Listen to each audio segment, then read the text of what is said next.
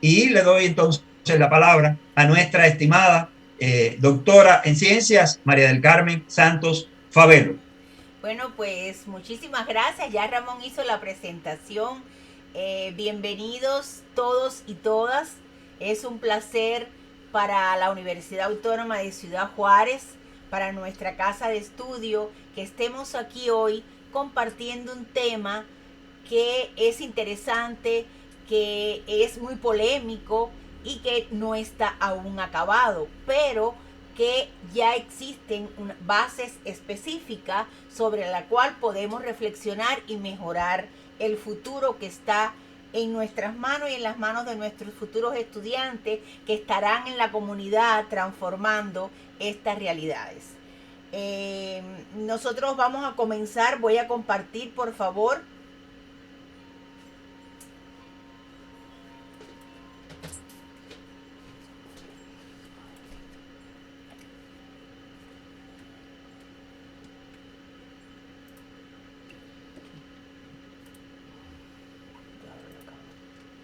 Bien, ahí tenemos la ahí tenemos la presentación. Si la observan, por favor. Sí, sí se ¿Qué más, visualiza. doctora? Sí, doctora. Muy bien, muy bien. Entonces, nuestra temática del día de hoy, que con mucha ilusión, con mucho agrado, gracias a Dios la he preparado y también en conjunto con otros compañeros de nuestra universidad, pues se llama educación inclusiva o inclusión educativa. Creo que es importante que conozcan que este tema tiene como objetivo fundamental dilucidar la variedad de categorías que incluye el proceso de inclusión educativa. Y un elemento importante también a reflexionar es qué necesitamos en nuestras universidades para serlas inclusivas. ¿Qué necesitamos en nuestro claustro de profesores para hacerlo inclusivo? ¿Qué necesitamos que conozcan nuestros estudiantes para que también ellos sean inclusivos? Y sobre esta base y la base del marco jurídico y del marco de políticas educativas trazadas a nivel mundial, comenzamos nuestra conferencia.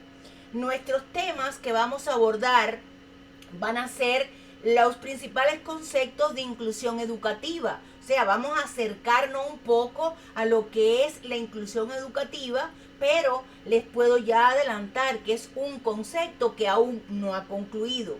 Vamos a abordar cuáles son los principios que nos traza la UNESCO que debe tener la inclusión educativa. Cuáles son los factores que van a propiciar la educación inclusiva. Cuáles son los que van a obstaculizar o que están obstaculizando la educación inclusiva. Cuáles son los escenarios políticos y sociales en los que estamos moviéndonos en los diferentes contextos. Y por último, nuestras conclusiones. ¿Qué metodología de trabajo vamos a utilizar? En primer lugar, yo quisiera formar 4 equipos cuya composición la realiza el sistema al azar y que me va a ayudar en esto la doctora Vanessa. Cada equipo debe nombrar su relator y va a realizar el debate, se va a reunir, va a confrontar, va a colegiar sus ideas y para ello van a disponer de 20 minutos. El relator es el responsable de exponer en sesión plenaria y le vamos a dar 10 minutos, 10 para exponer las ideas centrales del equipo. Después esa relatoría, como hicimos con la doctora Vanessa, va a fluir a través de WhatsApp o me la pueden enviar a mi correo masantos@uacj.mx. Ahora es muy importante, como vamos a formar 4 equipos, todos deben tomarle una foto a esta diapositiva, porque ya después yo se las recordaré al final, pero no la vamos a volver a ver, porque no sabemos quién va a ser el equipo 1, cuál va a ser el equipo 2, cuál va a ser el equipo 3 o cuál va a ser el equipo 4. Al que le corresponda ser equipo 1, va a reflexionar acerca de las competencias que debe poseer los profesores de una universidad inclusiva. El equipo 2, ¿qué requisitos debe cumplir una institución de educación superior para ser inclusiva? El equipo 3 nos va a proponer instrumentos, formas que se pueden aplicar para conocer el avance de un centro de educación superior hacia la educación inclusiva. Y el equipo 4 va a reflexionar, nos va a proponer qué instrumentos se pueden aplicar para evaluar las competencias del docente universitario para trabajar con la inclusión educativa. ¿Ok? Una vez que ustedes, por favor, le toman foto, toman en cuenta esto, porque no sabemos quién va a ser el equipo, pues entonces ya entramos al tema de reflexión. Vamos a ver los conceptos principales en torno a la educación inclusiva. Tenemos que partir, cuando vamos a hablar de educación inclusiva, tenemos que partir de la definición que da la UNESCO en 1995 en la conferencia anterior, excelentemente y con una especificidad. La doctora Vanessa refirió todas las políticas y leyes de las cuales hoy está emergiendo lo que es la diversidad, lo que es la equiparación de oportunidades, lo que es la integración y lo que refiere a la inclusión educativa. Por tanto, la UNESCO en el 95 define la educación inclusiva como el derecho de todos los alumnos a recibir una educación de calidad que satisfaga sus necesidades básicas de aprendizaje y enriquezca sus vidas.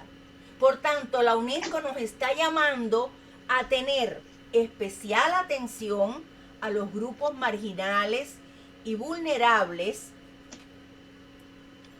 con una voluntad integradora, buscando la máxima calidad y el desarrollo potencial de cada persona. También la UNESCO en el 2001 empieza a cerrar todas las dimensiones que están incluidas dentro de ciertas variables, y ya aquí nos da un concepto un poco más que nos guía, que nos orienta a ver la inclusión como un proceso que permite acceder y disfrutar los ámbitos social, económico, político, cultural y educativo de niños, de niñas, de jóvenes y adultos a la educación. Este propio concepto se va centrando en el alcance de los objetivos socioeducativos por todos los alumnos. O sea que la aspiración del profesor universitario tiene que ser ese alcance de esos objetivos y tiene que ver con la calidad educativa. Se resume entonces la inspiración en los postulados de justicia y orden normativo e institucional que regula la conducta humana en la sociedad en que vivimos. Por tanto, la inclusión tiene que ajustarse a las normas internacionales, pero también a las normas institucionales donde estamos trabajando dicho proceso. La inclusión, plantea también la UNESCO, es una filosofía y un modo de actuar que se opone a la discriminación. La cuestión de la inclusión no es de qué modo se puede insertar un grupo, de qué modo podemos insertar a una persona, sino cómo se pueden eliminar o aminorar las barreras. Esto es un elemento extremadamente importante.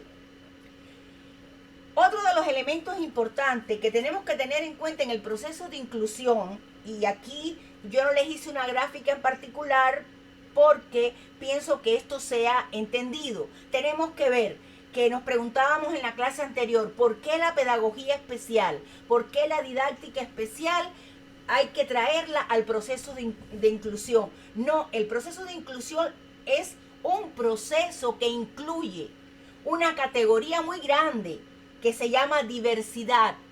Nosotros tenemos que estar conscientes que dentro de la diversidad vamos a encontrar las personas con discapacidades diferentes, vamos a encontrar las necesidades educativas especiales asociadas o no a la discapacidad, vamos a encontrar la raza, el sexo, la diversidad de cultura. Por tanto, todo esto nos va a dar una diferencia de contexto, pero además una riqueza de aptitudes, de valores que tenemos que tener en cuenta para poder equiparar oportunidades.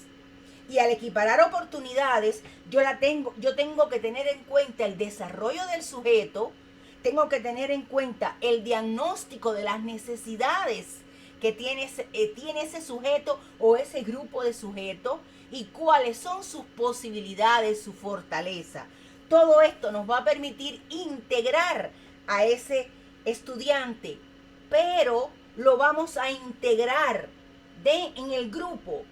Pero eso no es inclusión. La inclusión se vuelve cuando yo soy capaz de tener profesores capacitados, de tener universidades con políticas educativas inclusivas, cuando yo soy capaz de haber tenido o de haber eliminado las barreras y de tener diferentes tipos de cambio de valores, de aptitud, etc.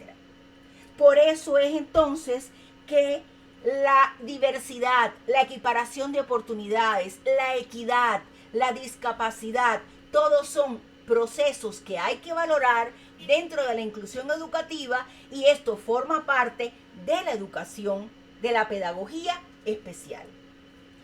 Por tanto, García Ortiz en el 2018, citando a la OMS en el 2011, plantea que las personas con discapacidad tienen un conjunto de factores psicológicos, biológicos y sociales que afecta la interacción de los sujetos que la viven con su realidad cotidiana, requiriendo apoyo especial y estrategias específicas que mejoren la calidad de vida.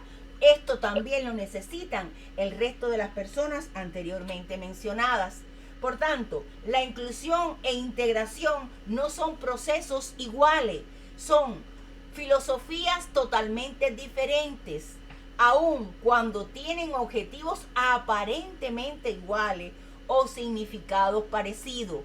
Yo no puedo pensar que porque este chico que tiene síndrome de Asperger y está en la universidad, yo estoy hablando de una universidad inclusiva. No, yo lo he integrado, pero no lo he incluido. Esos son conceptos bien o filosofías que se pueden discutir en diferentes contextos. Pasar de la exclusión a la inclusión supone un proceso largo de cambio y de evolución.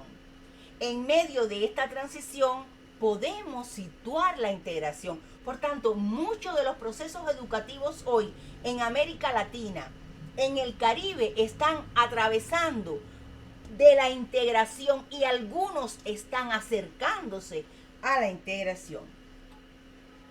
La visión de una sociedad inclusiva va a estar en 4 elementos fundamentales: el equilibrio de derechos y obligaciones de los miembros de la sociedad, la estructuración desde la percepción social de la diversidad, comprensión de que las necesidades educativas especiales puedan estar asociadas o no a la discapacidad, y el rol de la educación en todos sus niveles es necesario para promover una educación inclusiva.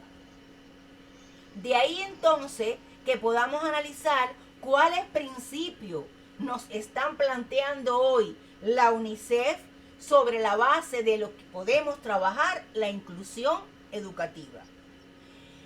En primer lugar, tenemos que saber trabajar con grupos prioritarios de la educación inclusiva. ¿Qué nos están diciendo grupos prioritarios? Son personas con discapacidad, es un grupo prioritario. Personas con necesidades educativas especiales constituye grupo prioritario. Estudiantes, discúlpenme por favor. Aquí, es que tengo un cuadrito aquí que voy a tener que minimizar. estudiantes de alta vulnerabilidad, personas discriminadas en cuanto a sexo, raza, religión, personas en estado de inequidad social, personas que abandonan los estudios, o sea, que el rezago escolar que se hablaba en la conferencia anterior está aquí dentro de los grupos prioritarios que necesitan de una educación inclusiva. Poblaciones rurales e indígenas, las personas analfabetas, personas migrantes. Hoy ya la UNICEF también y la UNESCO están considerando la migración como un grupo prioritario que también requiere educación inclusiva por todo el contexto que ellos traen. Las personas afrodescendientes y las personas con VIH-Sida. O sea que esto es el primer principio que debemos tener en cuenta a la hora de hacer un diseño de lo que queremos para que estas personas sean incluidas y reciban una calidad de vida y una calidad en el proceso de enseñanza-aprendizaje con excelencia. Este es el primer principio. El segundo principio es la educación es para todos sin distinción de raza, sexo, religión, posición económica y social. Por tanto, debemos tener en cuenta en el contexto la dimensión social. ¿Qué elementos están influyendo desde el punto de vista social en nuestros estudiantes universitarios? ¿Qué elementos desde el punto de vista educativo, desde el punto de vista de la currícula, desde el punto de vista de las adaptaciones curriculares, desde el punto de vista de la tutoría le estamos brindando a nuestro estudiante para que reciba una educación de calidad? La dimensión política, cuáles son las políticas que en nuestros países, en nuestros estados, están dentro de los planes que constituyen política estatal para que ahí se hable de educación inclusiva y que garantice todas las herramientas que se necesitan para poder brindar una educación inclusiva. Y todo esto está sobre la base de la equiparación de oportunidades para todos y de cumplir con el derecho y deber de todos los ciudadanos. Otro principio ya de carácter metodológico que habla de la inclusión inclusiva e incluso del apoyo y del comportamiento que se deben tener en los centros de educación superior para enfrentarse a ella. En primer lugar, es la sensibilización de la importancia de la educación inclusiva. Tenemos que sensibilizar a la población, tenemos que sensibilizar a los estudiantes, tenemos que sensibilizar a los maestros, tenemos que sensibilizar a los auxiliares de servicio. Todo el personal de una universidad debe sentir sensibilidad hacia esta temática, pero también es muy importante que esta sensibilización la tenga como ley, como principio, la política que establece la región, la ciudad, para que los proyectos que se den universitarios y que se den comunitarios tengan en cuenta esta sensibilización. Que la sociedad sepa que todos tenemos derecho, que todos somos iguales y por tanto necesitamos nada más cambios de obstáculos, cambios de elementos que nos puedan obstaculizar de una u otra manera en dependencia de esta diversidad para poder interactuar en la sociedad. Porque acuérdense que la universidad es la extensión. Lo que nosotros formamos en la universidad van a trabajar, van a incidir en la comunidad. Por tanto, tenemos fe que nuestros estudiantes son los revolucionarios de la educación en el contexto regional, en el contexto de ciudad.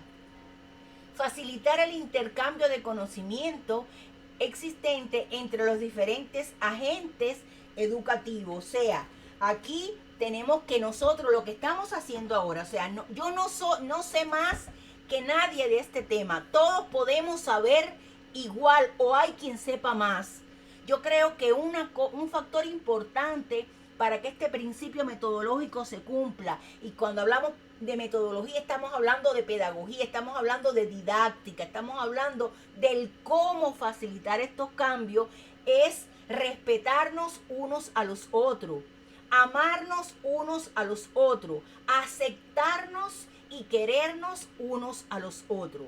Eso es lo que tenemos que transmitir para poder facilitar este intercambio de conocimiento. Aceptar críticas, aceptar recomendaciones, decir ayúdame a leer esto, mira a ver en qué me equivoqué aquí. Yo creo que esa humildad es importante en un claustro que quiera abogar por la inclusión educativa.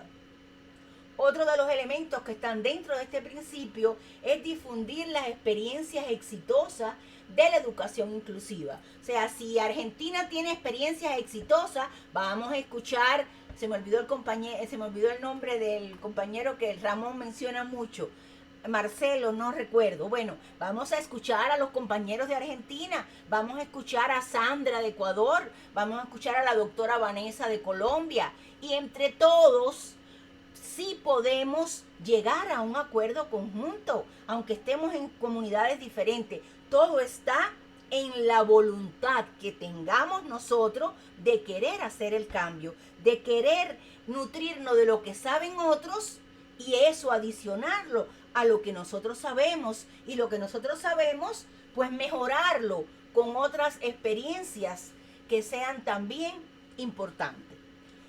Otro de los elementos que conforman este principio es fomentar el trabajo en red entre profesionales de todo el planeta. Yo creo que nosotros en nuestro proyecto, el doctor Rivero planteaba el primer día que tenemos como meta conformar la primera red latinoamericana. Y eso es extremadamente importante, porque nosotros todo lo que hagamos hoy por la educación inclusiva, pues va a ser un paso para el resto de los estudiantes, de los especialistas que vendrán mañana, y que apoyados en lo que nosotros dejemos hoy, ellos podrán incrementar con sus nuevas experiencias, con sus nuevas perspectivas en la sociedad. Y por último, y no menos importante, es animar a las administraciones para establecer las condiciones necesarias. Es muy importante que las administraciones universitarias en este caso nos apoyen, nos ayuden, nos den las herramientas, nos den los recursos para poder facilitar este apoyo y poder empezar a caminar en una universidad inclusiva. Otro de los principios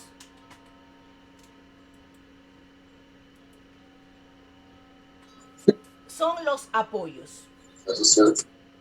Dentro de los apoyos, hoy nos está pidiendo la UNICEF, por favor, me ayudan con el micrófono cerrado.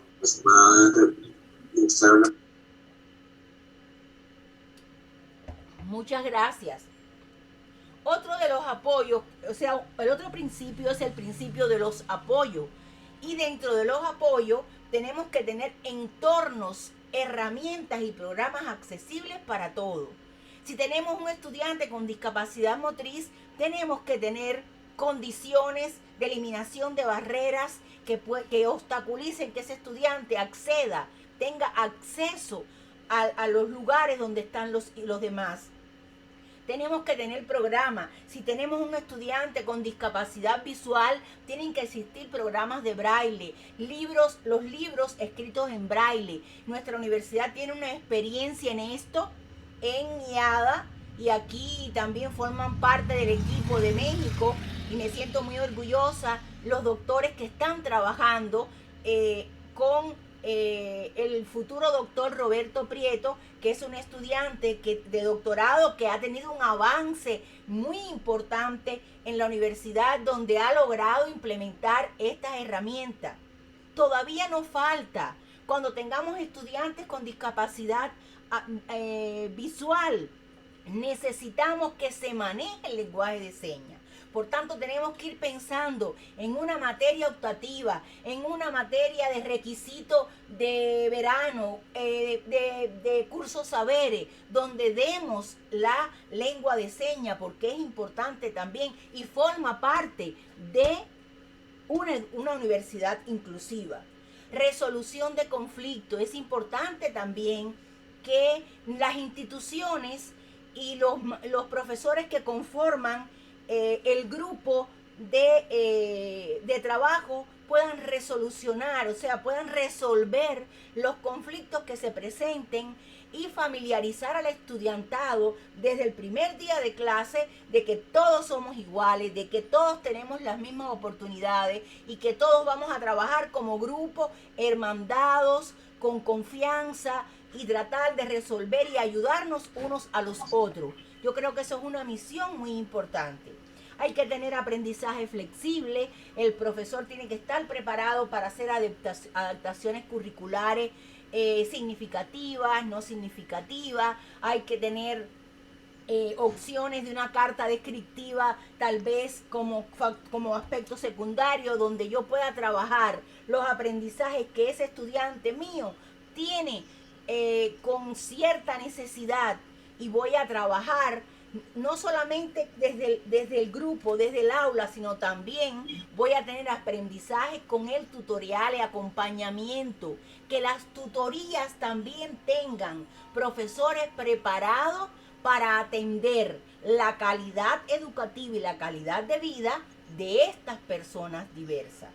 El uso de inteligencias múltiples es muy importante. Hay recursos, tenemos que buscar esos recursos, las inteligencias múltiples, cómo dar actividad de manejo de dinámica cerebral, cómo trabajar con el estudiante, porque vamos a tener, y tenemos en las universidades, estudiantes con espectro autista, estudiantes con necesidades educativas para la lectura, para la escritura, para la comprensión lectora, para la comprensión de texto, para la comprensión de funciones lógicos matemáticas, de resolución de problemas. Entonces tenemos que tener todo un grupo de herramientas y el bagaje de cómo trabajar el estilo de aprendizaje, cómo trabajar sus diferentes inteligencias, por dónde aprende mejor, si es auditiva, si es visual, si es táctil. O sea, hay que reconocer, porque para hablar de inteligencias múltiples tendríamos que dar un curso, pero estamos hablando de qué nos está diciendo la UNESCO que debemos de tener en el principio de apoyo para certificarnos como una universidad inclusiva. Una universidad inclusiva debe de tener accesibilidad, que el estudiante tenga la discapacidad que tenga, se pueda mover en diferentes entornos. Que el estudiante, no importa que hable mazahua, porque sea tarahumara, pero tiene que tener un profesor que hable mazahua, que es el dialecto de los tarahumaras. No importa cómo se viste el estudiante, porque esa es su cultura. Y tenemos que respetar a ese estudiante. Y tenemos que hacer respetar el contexto. ¿Y por dónde empezamos? Por nosotros los maestros. Yo creo que en las manos del maestro está la didáctica de agrupar, de aceptar, de incluir a todos sus estudiantes, para que los que están observando al profesor reconozcan en ese profesor un profesor inclusivo. Y por supuesto, todo esto va a llevar una adaptación curricular.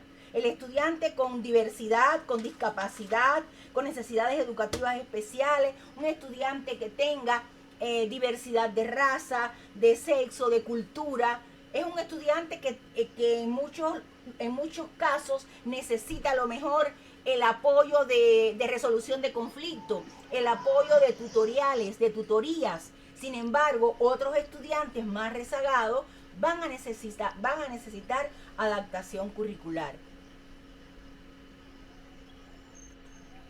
Ahora, otro de los principios y muy importante para la UNESCO es el principio de cooperación para lograr la educación inclusiva. La UNESCO nos plantea en primer lugar el compromiso que debe de tener toda la comunidad educativa envuelta en este principio de inclusión. No es un problema de la Facultad de Sociología, no es un problema del Instituto de Humanidad, del Departamento de Humanidades, no, es un compromiso que tenemos con toda la comunidad universitaria. Desde la radio, desde la televisión, desde la actitud del maestro. Maestro que discrimine no es un maestro bueno para una educación inclusiva. maestro que no reconozca la diversidad no es un maestro bueno para la educación inclusiva.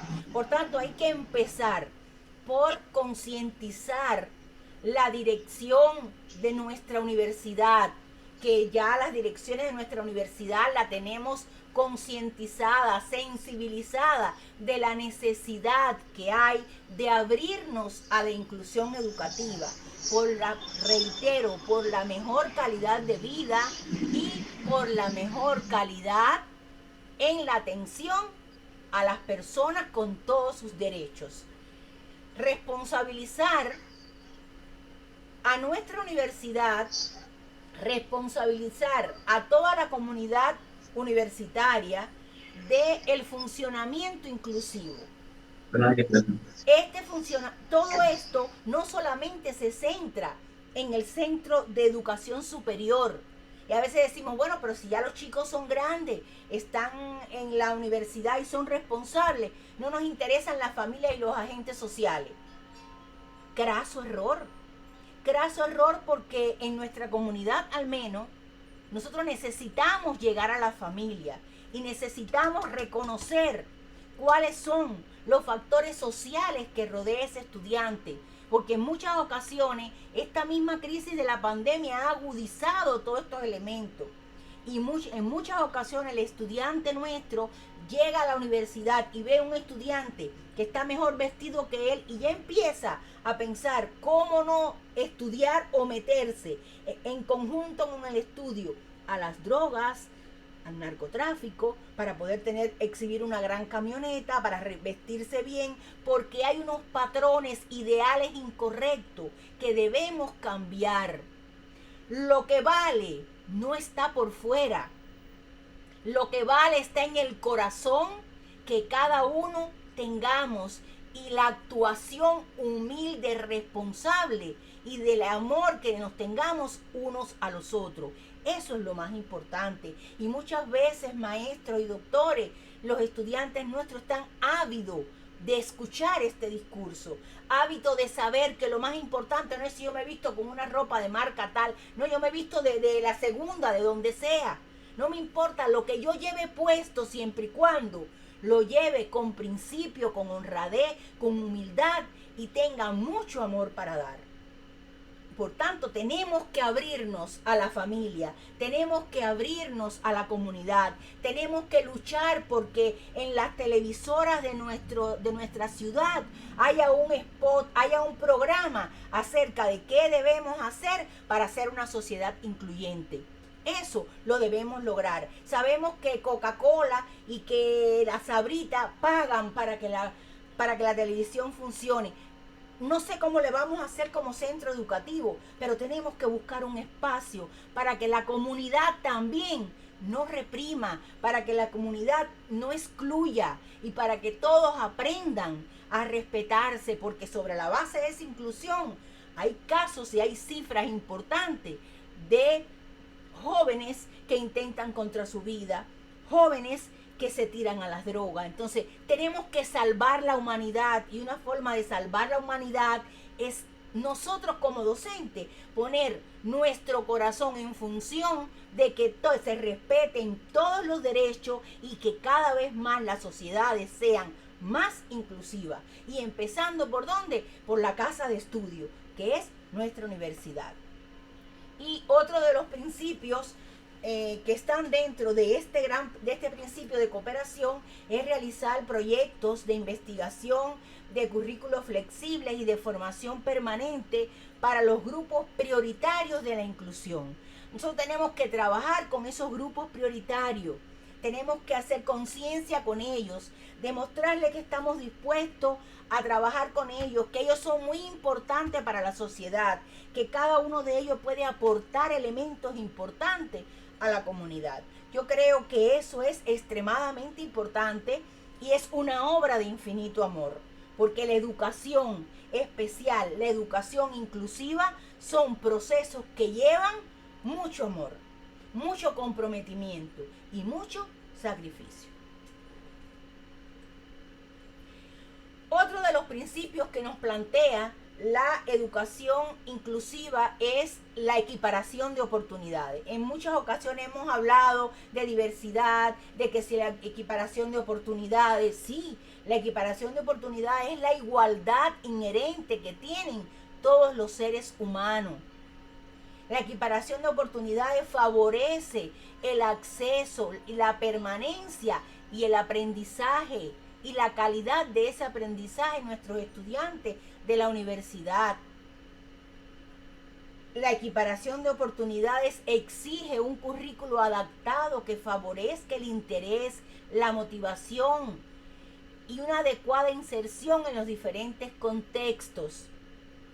La equiparación de oportunidades incluye expresión de la construcción de una justicia, de una sociedad justa y con igualdad de oportunidades para todos.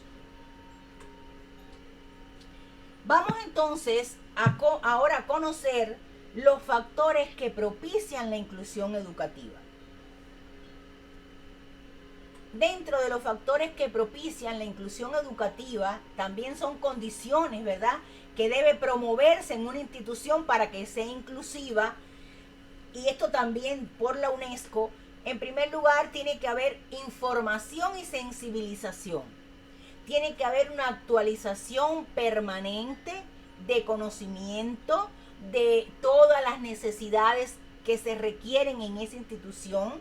Tiene que haber una respuesta adecuada para los alumnos. Si yo en mi grupo tengo un alumno con discapacidad visual y un alumno con discapacidad auditiva, las respuestas educativas a esos alumnos son diferentes. Por tanto, mi currículo tiene que ser diferente para ambos, pero a la vez inclusivo, donde los pueda incluir dentro de las actividades del aula. Por tanto, tenemos que pensar que o el profesor habla lenguaje de señas y lee braille, o que tenga las herramientas para que a través de la tecnología el estudiante pueda tener la información al mismo tiempo que la tiene el resto de los estudiantes. O sea, tenemos un reto, doctores, tenemos un reto en nuestra educación. Tiene que, como les decía anteriormente, una condición importante es la participación de la familia.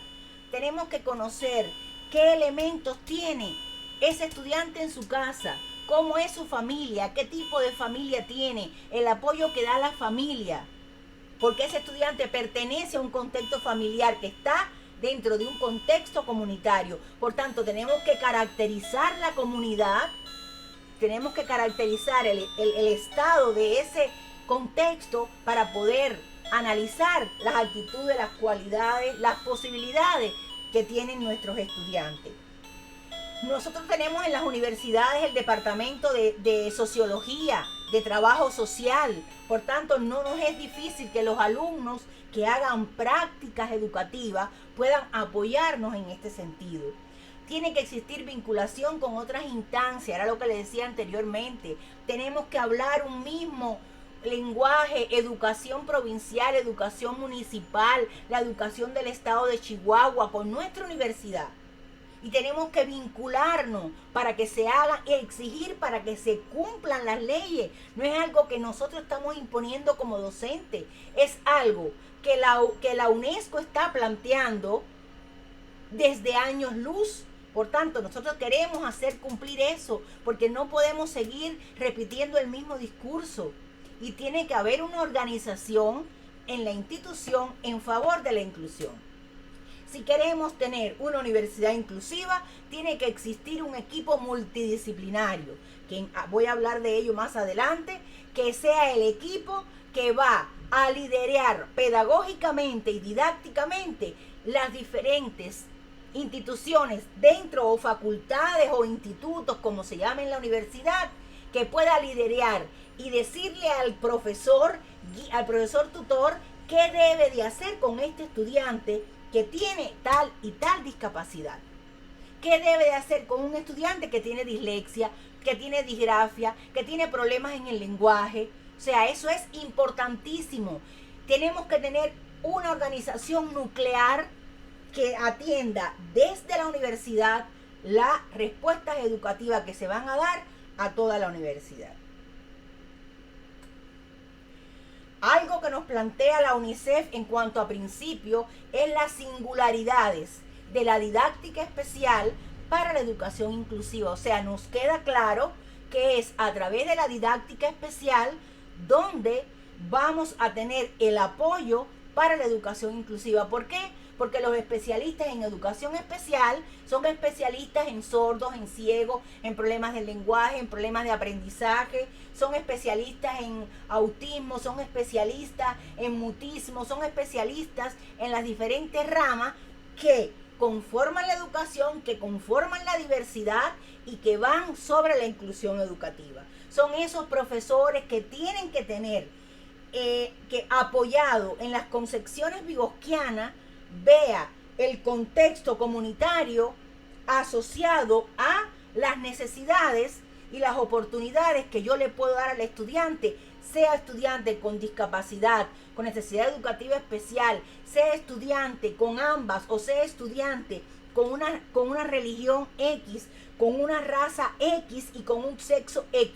Todos tenemos derecho y no más exclusión en nuestras aulas universitarias, en nuestras instituciones universitarias. Por tanto, las acciones didácticas tienen que estar centradas en el entorno escolar. Tiene que existir capacitación docente que permita dirigir el sistema de influencias educativas al profesorado. Formar profesores más conscientes, profesores más comprometidos, profesores con más amor hacia los estudiantes, porque nosotros también estamos formando a ese estudiante y lo estamos preparando para una vida comunitaria, para una vida en la sociedad y una transformación social.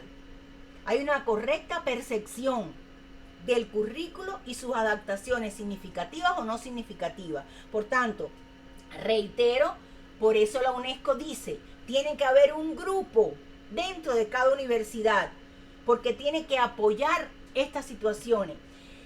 Yo en días pasados he estado trabajando con la defensa de tesis de mis estudiantes y muchos han investigado la inclusión precisamente y se han percatado, han constatado que hay un rechazo por parte de los profesores hacia ciertos grupos.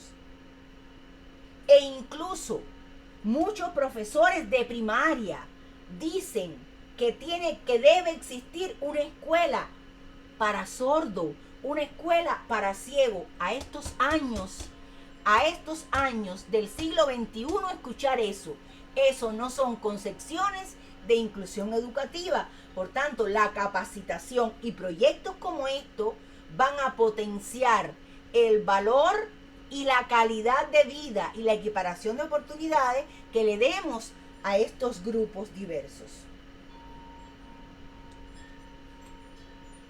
Por tanto, según Lipsky y Garner en 1996, ¿cuáles son los aspectos que promueven la inclusión? En primer lugar, un liderazgo potente. El profesor tiene que tener liderazgo.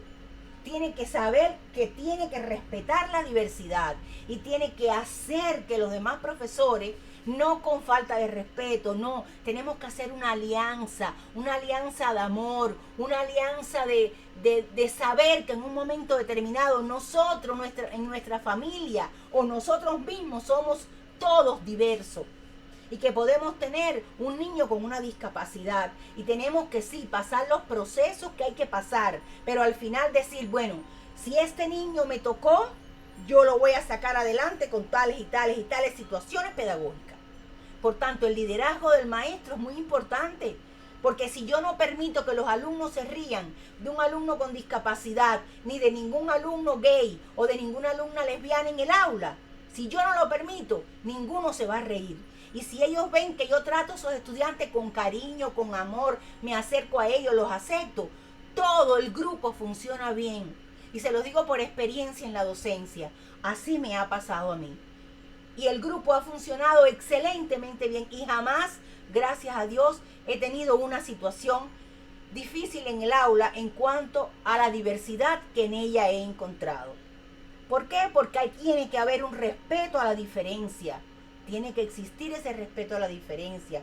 Tiene que haber utilización de redes de apoyo a través de las tutorías, a través de las redes que los profesores, que los directivos de la universidad tengan para poder establecerla. Nosotros, gracias a Dios, dentro de nuestra universidad, dentro de los directivos de nuestra universidad, contamos con personas que son conocedoras de la educación especial. Tenemos personas que nos apoyan en este contexto y que tienen mucho valor para nosotros y que han propiciado incluso cursos, saberes, todos los semestres sobre la inclusión educativa. Entonces me parece que al igual que hemos tenido la experiencia de trabajar con un estudiante de doctorado de IADA, también tenemos como directivos en las altas esferas de nuestra universidad la maestra Dora, la maestra Iliana.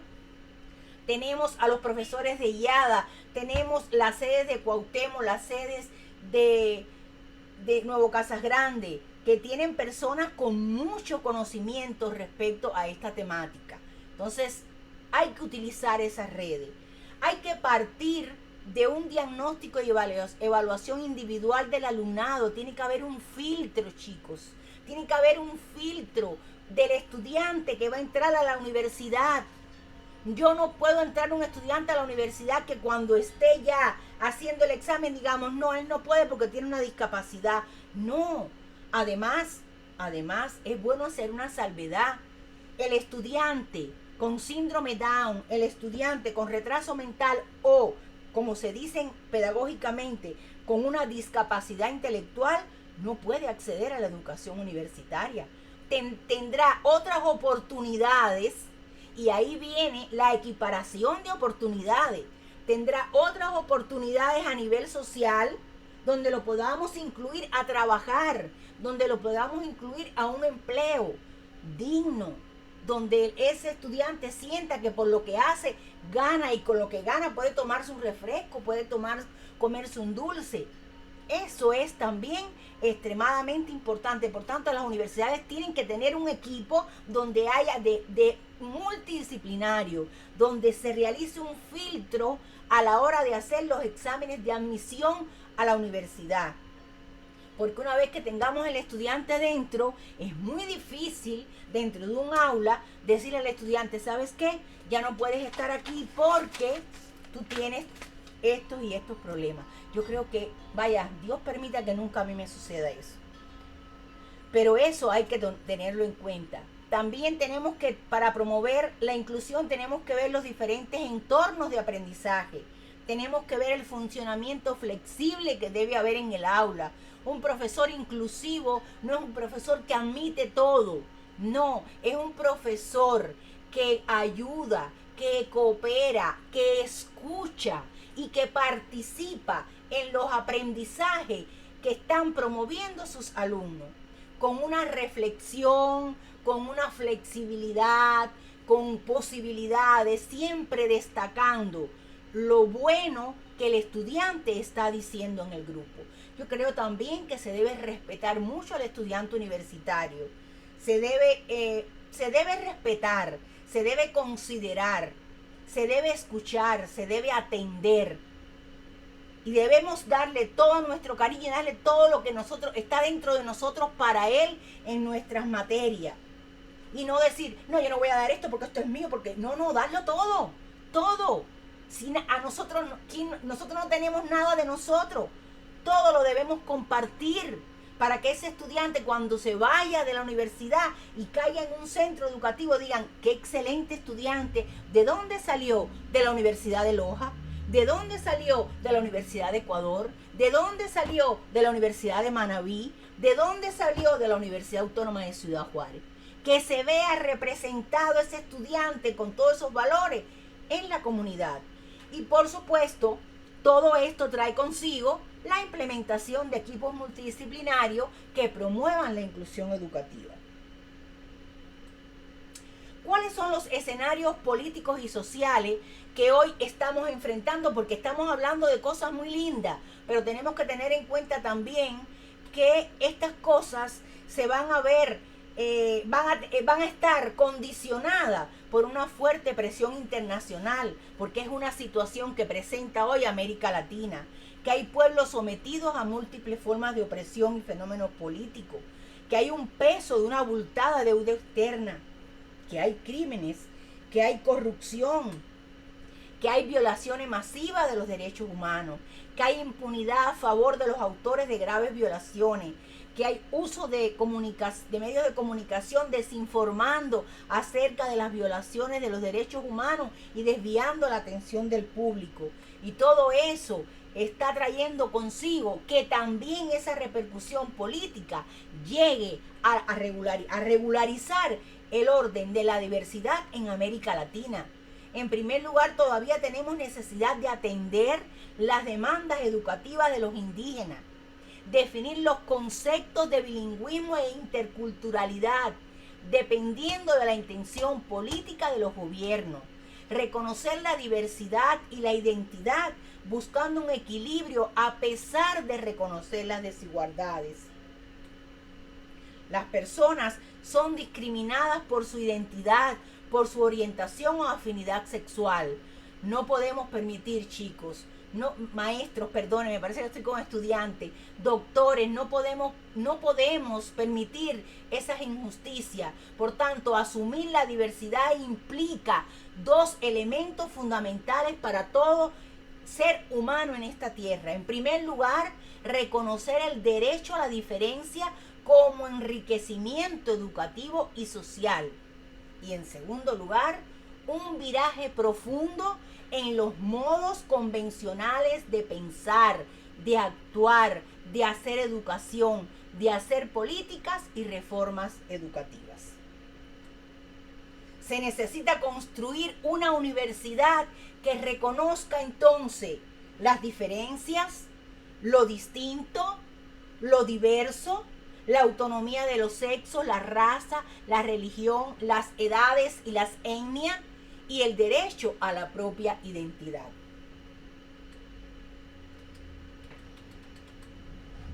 La inclusión educativa, ¿cómo debe ser entonces?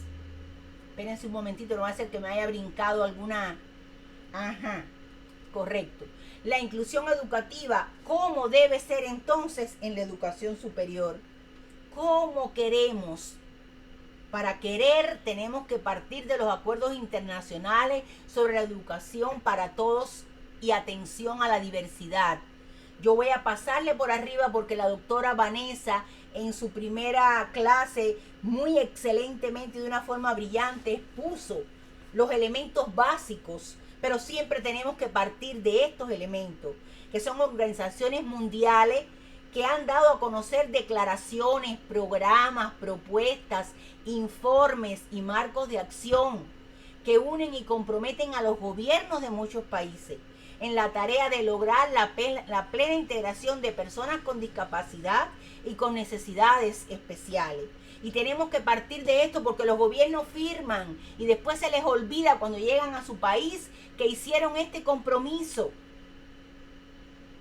Cada vez más países ratifican y suscriben estos acuerdos y defienden el derecho a la equiparación de oportunidades, lo que se refleja en los diversos compromisos establecidos en las últimas conferencias mundiales. ¿Cuáles serían esas últimas conferencias mundiales? Nada más se las voy a citar porque, reitero, la doctora lo explicó en la clase anterior. En 1948, la Declaración Universal de Derechos Humanos, nuestros países allí asumieron compromiso. En 1960, la Convención relativa a la lucha contra la discriminación en la esfera de la enseñanza, también nuestros países allí asumieron acuerdos. En 1982, la Conferencia Mundial sobre las Acciones y Estrategias para la Educación, Prevención e Integración también asumieron acuerdos. En el 83, la Organización de Naciones Unidas puso el Programa de Acción Mundial para los Impedidos y ahí establecieron acuerdos. En el 89, la Convención de Derechos del Niño también por la ONU. La UNESCO en la Conferencia Mundial en 1990 sobre Educación para Todos puso su marco de acción para satisfacer las necesidades básicas del aprendizaje en Honti, Tailandia, y allí se asumieron acuerdos. En el 93 la ONU toma las normas uniformes sobre la igualdad de oportunidades para las personas con discapacidad y, reitero, ahí se establecieron acuerdos de los países. Nuevamente en 1994 se realiza la Convención Mundial de Salamanca en España, donde se hace la reconceptualización del término de necesidades educativas especiales y discapacidad, con un marco de acción de 95 principios, con cada principio con su marco y normativas de acción. Y nuestros países tuvieron una participación significativa en los acuerdos tomados. En 1998 se hace la Convención Interamericana para la eliminación de todas las formas de discriminación, incluso contra personas con discapacidad, y nuestros países ahí tomaron acuerdos. Y en el 2006 la UNESCO hace la Convención Internacional sobre los Derechos de las Personas con Discapacidad, donde establece la Convención Internacional sobre los Derechos de las Personas con Discapacidad como el primer instrumento destinado a proteger los derechos y la dignidad de las personas del siglo XXI. La convención entró en vigor al ser ratificada por 20 países, donde está México, donde está Ecuador, donde está Argentina, donde está Chile, etcétera, etcétera. Fue ratificada por 20 países el 3 de mayo de 2008. ¿Cuáles fueron los principales consensos de esa convención? Asegurar el acceso de las personas con discapacidad en igualdad de condiciones. Tener normas de accesibilidad a las instalaciones y los servicios abiertos al público o de uso público. Ofrecer formación a todas las personas involucradas en los problemas de accesibilidad a que se enfrenten las personas con discapacidad. Dotar a los edificios y otras instalaciones abiertas al público de señalización en braille y en formatos de fácil lectura y comprensión. Esto lo firmaron estos 20 países donde están nuestros países. Ofrecer formas de asistencia humana o animal, o sea, que los ciegos puedan tener también una asistencia de animal, e intermediarios incluidos guías, lectores e intérpretes, profesionales de la lengua de señas para facilitar el acceso a edificios y otras instalaciones abiertas al público. Promover apoyo a las personas con discapacidad para asegurar su acceso a la información. Promover el diseño, el desarrollo, la producción y la distribución de sistemas y tecnología de la información y las comunicaciones accesibles desde una edad temprana. Apoyar el aprendizaje del braille, apoyar el aprendizaje de la lengua de señas, facilitar el apoyo entre pares a través de la tutoría, que empleen a los maestros con discapacidad, que estén calificados en lengua de señas o en el lenguaje de braille, para fomentar a los profesionales de la educación y la concienciación del personal acerca de la discapacidad. En palabras simples, la Convención Internacional sobre los Derechos de las Personas con Discapacidad reconoce el derecho a la educación inclusiva, a educarse en las mismas escuelas que el resto de las personas. Por ello, los estados tienen la obligación de dar apoyo para que las personas con discapacidad puedan educarse en igualdad con los demás grupos diversos y garantizar que accedan a la educación superior y al aprendizaje durante toda la vida. De ahí entonces que pensemos qué competencias debe de tener un profesor universitario para poder ser un profesor inclusivo y llevar una universidad inclusiva. Desde el punto de vista de las competencias del docente, debe de tener competencias pedagógicas y didácticas, debe de saber fijar metas, planificar y evaluar a corto, mediano y largo plazo. No dar un diagnóstico acabado, sino que constantemente estar renovando ese diagnóstico sobre la base de las posibilidades y de las necesidades del alumno. Organiza recursos en función del resultado. Evalúa de forma continua para reorientar y cambiar de estrategia. Eso es flexibilidad curricular. Establece prioridades con los objetivos a evaluar. Tiene capacidad para instrumentar cambios. Posee espíritu dinámico e innovador. manifieste interés por las actividades, identifique y desarrolla estrategias innovadoras para favorecer la inclusión de los alumnos con necesidades especiales, acomoda la enseñanza y adecúa los materiales. Otra de las competencias que debe tener ese docente es utilizar estrategias novedosas y creativas en dependencia de lo que necesiten la diversidad que tenemos en el aula.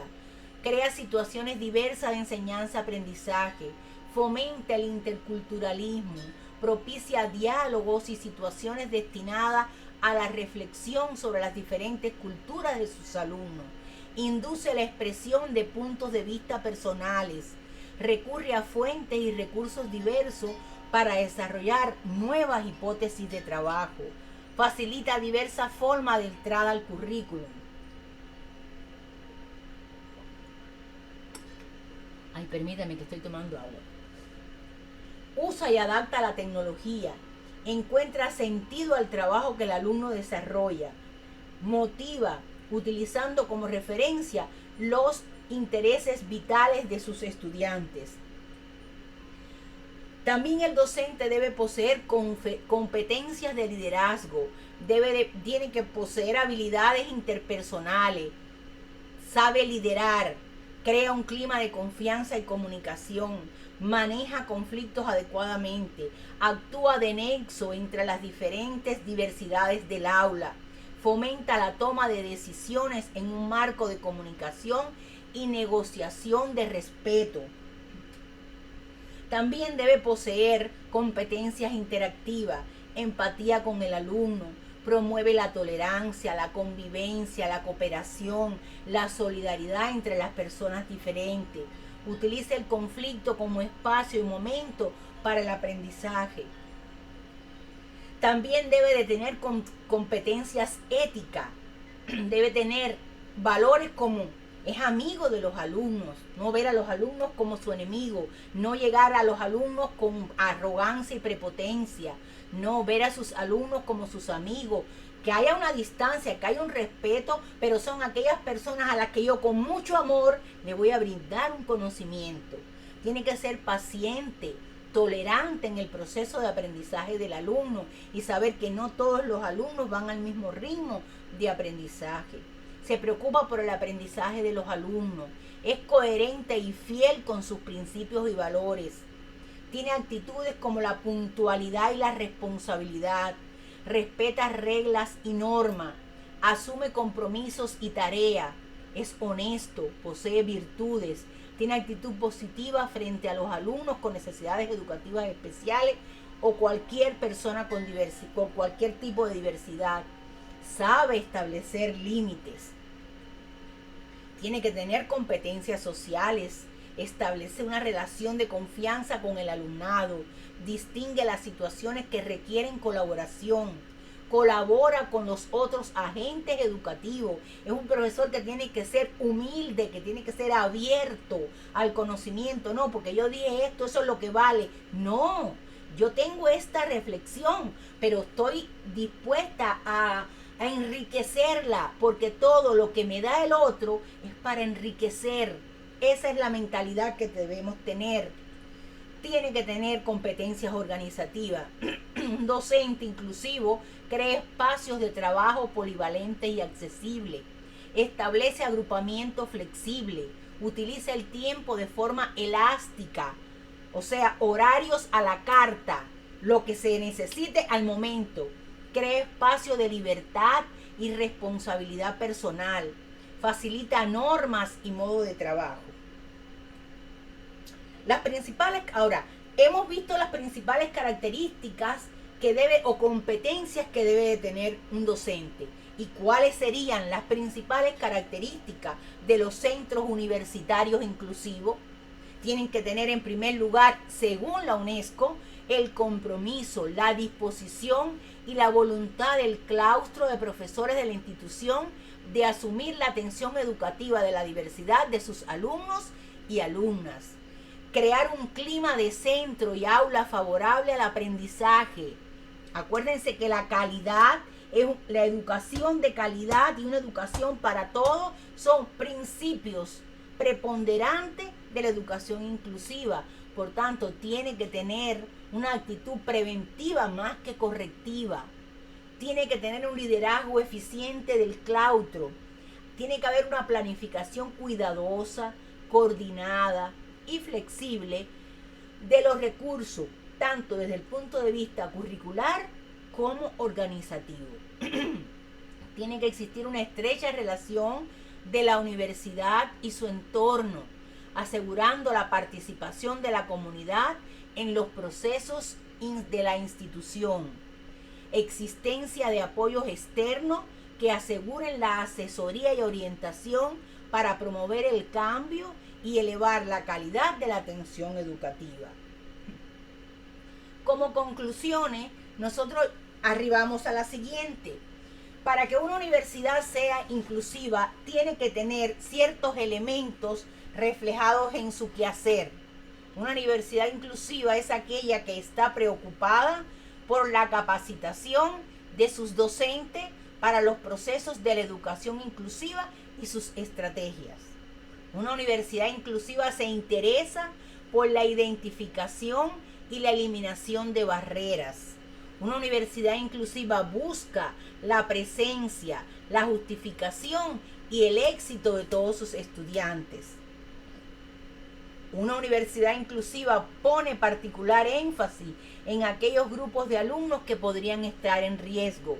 Una universidad inclusiva conlleva nuevas formas de planificación y organización de la enseñanza y actuación docente. Y una universidad inclusiva presupone profesores capacitados en las áreas de la educación especial. O sea, que hasta aquí nosotros hemos visto, hemos resumido cuáles son los elementos clave de reflexión de la conferencia de hoy. ¿Cómo queremos lograr una universidad inclusiva? ¿Cómo queremos lograr profesores inclusivos? ¿Cómo queremos lograr estudiantes inclusivos? Porque la inclusión también se da en el grupo de estudiantes. Yo hasta aquí he tratado de ajustarme al tiempo porque tengo planificado los tiempos. Yo les propongo que ahora volvamos sobre los equipos. La doctora Vanessa me va a ayudar a formar 4 equipos al azar. Cada equipo, reitero, va a nombrar su relator y va a realizar el debate en 20 minutos. Entre ellos, cada equipo pone un relator responsable que va a ser el que va a exponer en sesión plenaria y yo le voy a otorgar 10 minutos para ello. Es importante, por favor, que se ajusten al tiempo en la medida de las posibilidades para tocar las ideas centrales de cada equipo. Y el equipo 1 va a reflexionar sobre las competencias que deben poseer los profesores de una universidad inclusiva. No es solamente, no es lo que yo he dicho, sino sobre lo que yo he dicho vamos a reflexionar. Requisitos que debe cumplir una institución de educación superior para ser inclusiva, el equipo 2. El equipo 3, instrumentos que se puedan aplicar para conocer el avance de un centro de educación superior hacia la inclusión. Y instrumentos que se puedan aplicar para evaluar las competencias de un docente universitario para trabajar con la inclusión educativa. ¿Ok? Vanessa, ¿el sistema le da un número al equipo? Así es, sí. Son muy bien. 4 grupos. Son 4 grupos. Entonces, Vanessa, yo pienso que son las 9:30 justamente, de 9:30 a 9:50 vamos a darle a que los equipos hagan su debate, su reflexión.